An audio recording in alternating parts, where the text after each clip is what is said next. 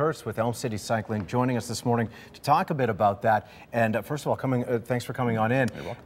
As people, maybe if you don't have a bike, they're thinking about getting outfitted, what's some of the stuff that you have them think about?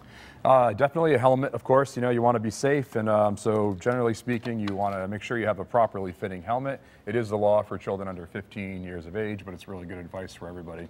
Then Connecticut law says if you're going to ride at night, you have to have a white light on the front, and you should have a red reflector on the back, although generally speaking, it's better to have a red light on the back. Strobe on the back as well, yes, yeah, definitely. So you're visible. Yeah, and as far as outfitting with the bike itself, I mean, I suppose there's all different kinds of bikes for different folks, but is there any sort of general rule of thumb that you tell people as they start? You want to go to a good reputable bicycle store and get properly fitted to the frame. It's very important that your bike fits properly and it's the right size for you. A lot of times, you know, one size fits all bikes really don't fit anybody very well. So proper fit and matching the type of bike to the type of riding that you want to do is probably the most important thing when choosing one. All right, we need to talk riding safety, and can you hop on one of these? Which one am I taking? I'm going to go behind sure. you. But the Devil's Gear left us a few bikes here today, so probably that one's going to be the best one for you. I'll jump on this. Now, do people really need like some driving tips and safety tips?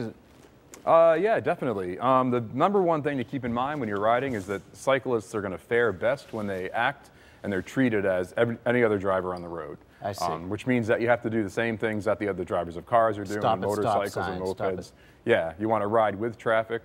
Hands down, the most dangerous thing you can do on a bicycle is ride facing traffic, like you do if you were walking or jogging. Yeah, so be on the right side of the road. Yep, and then generally you want to signal to other drivers and let them know what you're doing. You want to obey all the traffic control signals. Yep. So the thing is, you know, obviously left turn, either right turn, or you can just point with your right arm. You know? And generally indicate that you're stopping by putting your hand down behind you so that people know what's happening. Make sure you use all 5 fingers when you're signaling to people, too. Yeah, absolutely. You send a very different signal if you're just using one finger. Yeah. Although sometimes I will point to say, I'm going over there. No, that works. Yeah. Too. Okay. And then eye contact. Obviously, it's something you can't do when you're driving very easily, but when you're riding a bicycle, it's very important to make eye contact and kind of communicate directly with the other people on the road so they know what's happening. We've got to zip through the course here, and so tell us as we'll ride. I'll go behind you, but you explain what we're doing. Sure. So the first thing we're going to do is we're going to ride down. We're going to stay in our lane on the right-hand side of the road at all times. We have a little 2x4 in the road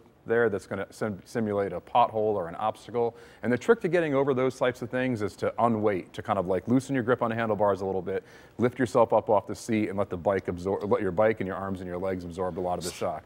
Demonstrate if you would. Okay, you got it. Okay, and I'll follow somewhat close behind. All right, so, there we go. All right, so we're heading over. We're staying to the right side of the yellow line. And right here, we're going to lift up a little bit and ride over that. I noticed you kind of stood up on the saddle a little bit. At the stop bar. We're going to signal our left turn and Yep. make sure no one's coming in any direction. We're going to pick up like we would do if we were driving. We're going to signal this left turn, and then we're going to come down here. And again, we're going to come to a nice smooth stop at the stop sign in the intersection. Look both ways, make sure nobody's coming, and then pick up again. Okay. All right, so we're doing all right. This is some basic safety stuff. I didn't hit anything that I wasn't supposed to. Bill Kearse, we appreciate you coming in because, you know what, this is obviously the time of year when a lot of people are going to start out on their bikes. Absolutely, yeah. And whether you're seasoned or you're just new to getting back on the bike, good advice to know. So there's a lot of good, fun community rides coming up. You can find out at elmcitycycling.org if you're curious. Very good to know. Well, tell you what, we'll put a link to that on our website, WTNH.com, so people can go to that, click the On Air tab, pull down to Good Morning Connecticut Weekend section, and voila, watch the magic happen. You'll get that information. Hey, you know what? After the break, we're going to check out Red River Soul. They're right here in studio for us. It's 7:50 just about.